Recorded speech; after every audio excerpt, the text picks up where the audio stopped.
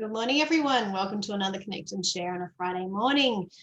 Getting close to version 60, which will be next week. So we're 59 today. And may I pay my respects to all our Aboriginal partners in the past, in the present, and our emerging contacts with their understanding of the land in which we work. And I pay my respects to all elders, past, present as well.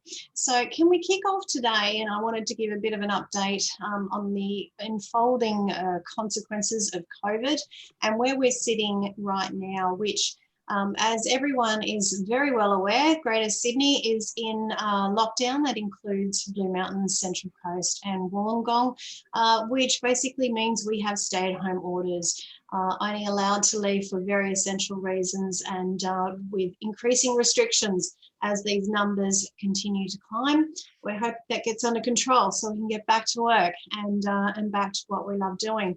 So regional New South Wales, though, at the moment, everyone can continue with their business. The challenge we face in this industry right now is that one of our major clients is not able to attend.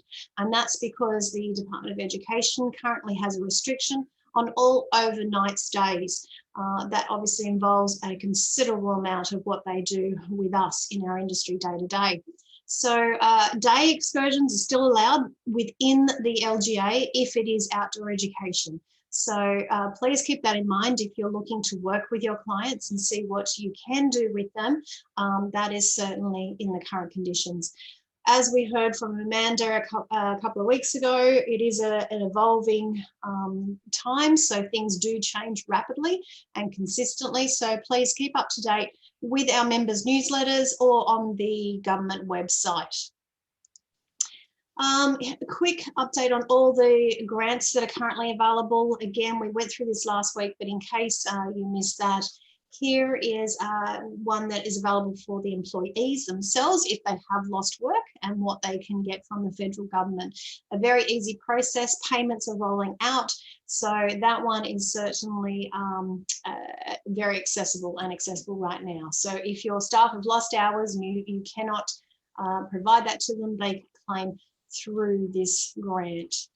The other ones are the ACT one, the small tourism operator. You might remember last week we spoke of this, and then several of our operators are unable to obtain this grant for various different criteria reasons.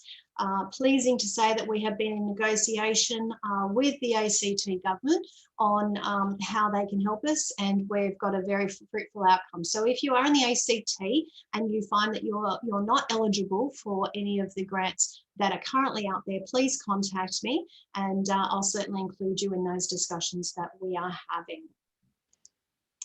The New South Wales support package, so you might remember the first one was the grant for businesses that came out, and that was up to 15,000 depending on the decline that you've experienced in this last period. So that is now open. The payments haven't been rolled out yet. I don't believe any of our operators have received payment as yet, but certainly the registration process is there, and you need to get in to assure your certainty with that one. The ones that aren't available just yet is the recently announced JobSaver, which is subsidising payroll up to 40%. And hopefully this is going to be available for registration next week. And your maximum payment in that one is $10,000 a week. Certainly something towards keeping the staff. I have been told that there is possibly more announcements on this, but I am uncertain as to what that may be. Micro business grants are still there, and that's at $1,500 per fortnight. So if you're a sole trader and you've only just started your business in the last couple of years or the last year, this is the one for you. So $1,500 a fortnight, and again, that application will open the same time as the JobSaver. Accommodation providers, you do have another grant. So if you can prove that you have had cancellations over this time, you can apply for these grants here. 2,000 for up to 10 room nights or 5,000 for more than that. So, and that is obviously for the period over the school holidays. You've also got these other concessions that have come back. You might remember some of these from 2020. So These are back, and the other one is the extension to the Dine and Discover program. So again, if you've got an experience listed there, possibly I'm hoping this will be extended as well into the school holidays in September, but we can only hope there. But at the moment it is extended till 31st of October. We have extended the research survey for a couple of weeks because of COVID. So if you haven't done it, please, if you can do this, if you are a camp provider, it is really important that we get your feedback on this, because it's going to help path some recommendations to getting better engagement with outdoor education with schools. So if you could do that one. And the other one, if you're interested in the climate change side of things, or you're uncertain or you want more information, we'd love to see where you're up to right now. So this is a great one just to get a bit of a pulse on the industry and what we're doing in the world of climate change. Single touch payroll. I've had a couple of conversations with some people. There is a change that's coming into place. It's mandatory on the 31st of July. I've reached out. We've got a speaker coming to talk to us next week on this. But there is also a webinar that's available through Business New South Wales. If there is enough interest from our industry, we will host our own. And so I need to understand if this is something that you're incredibly interested in or want to know more about, to reach out. We might actually do our own industry-based webinar. The webinar that the Business New South Wales are hosting is on the 3rd of August, and it's between 11:30 and 12:30, the details of which will be in your members newsletter early next week. So if you are interested in that one, you can follow the links. So I suppose a couple of messages while we're in this period of uncertainty, and I'm no doubt that your business is down at this point in time. So I just thought we'd try to pinpoint some things to do at this time. One is to look at those grants, get your registrations in, make sure you get what you can out of these grant opportunities. 2, great time to sit down and review that business plan. Already, I've spoken to a couple of businesses about this, and we have a template that's available for all members, which we can take you through. And if it's of interest to the attendees today, I can run through some of the items to really look at when you're doing your business plan that are going to make a considerable difference to your operation. A good time to do a risk management check as well. And I use the acronym PESLI, which basically stands for political risk. What political risks have you got in your business? What areas should you be looking at and mitigating for the future of your business? That could be anything up to future elections coming up. Are you on a bipartisan support from what you do in the local area, right through to policy change that may affect your business? The second E is economics. So obviously that's your financial risks, your balance sheet, your profit and loss. And of course, at the moment, that's all we're looking at when it comes to lockdowns. But that's a really good one to review your budgets, see, what the future outlook is like, meet with your bank, try to get an understanding of the future for you. The S is social. So this is about your networks, your partnerships, everything that makes your business do what it needs to do when it's outside your boundary. So how is the community accepting your business? All of the different aspects around that. T is for technology, and this is a fun one when we're looking at credit cards requirements these days, as well as security of private information. It's a great time to review that. Look at some of the conditions that you've got to comply with legally. Also, are you up to date with your virus protection, your cyber security, etc.? L is legal. So this comes down to your business registration, your tax, any of your legal obligations as a business. A good time to just do a checklist on how you're sitting with some of those areas. And the 2 E's at the end. The first one is environment.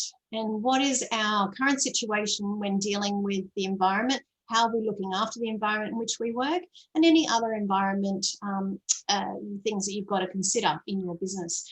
But the last one, and probably the one that's forgotten, but probably the most important when it comes to small and micro businesses, is ethical. And this is about the ethical considerations. It could be about payment for your staff. It could be about ethical practices within your business, and all those different aspects. And what sort of mitigation you've got put in place to help scale some of that, lessen that risk. The fourth one there is so important. And as I talk to each one of you this week, you're telling me of the circumstance in which you're offering, but you're telling me the inquiries are still quite high. This means that we're probably going to rebound as quickly as we did last year when we came out of lockdown and back into operation. That puts huge pressure not only on you as the business owner, but huge pressure on your staff and the staff that you still currently have. As you know, we're still all running at low capacities within our resources. So we've got to look after them, and we need to understand how they're feeling, connect with them, get them involved in the business, get them involved in the future of what it's going to look like. Engagement with the staff right now is crucial so that we all come out of this together and you have your resources at the end of the day. And here is the, it's the front page of the business plan. But yes, if you're wanting the business plan template to guide through, please just reach out, and as a member, you'll get that for no cost at all. I wanted to just share with you, there was an article out this week around Redlands. There was an article the week before from can't think of the other school, Redlands, Glengarry. So Glengarry and Redlands both took their students on their journey, which was part of their curriculum, part of their schooling, and they did everything right. They looked at the curriculum that they needed to deliver. They went and engaged with Department of Health and did a great job with that, making sure their plans were in place to protect all of their students at this time, and then got approval from the AIS to do so. So I applaud their efforts, and can I say, it just shows that the importance of outdoor education is certainly viewed upon quite favourably, and obviously that's why parents often select these schools, and they've done a great job in doing that. I did actually manage to get a quote in there, thank goodness, on that basis. So it was great to see that I could applaud their efforts in this, and anyone who values outdoor education should certainly work with the New South Wales Health to get the best available opportunity so you can continue that business. So if there's a lesson out of this, guys, go and find your local health contact, your local area representative in the Department of Health, and see what you can do to work with them to get a guarantee or some sort of support that you can then show your clients as you come out of this lockdown. So that's all literally I had as far as the presentation today. What I thought I'd do is stop the recording, and I wanted to get an understanding from everyone of where they're sitting, what's happening, because the more information I have from you one-on-one, the more conversations I can have at the policy level. So thank you everyone who's watching the recording, and I bid you farewell for another Friday, and we'll see you next Friday, 10 o'clock, for another Connect and Share. Thank you so much.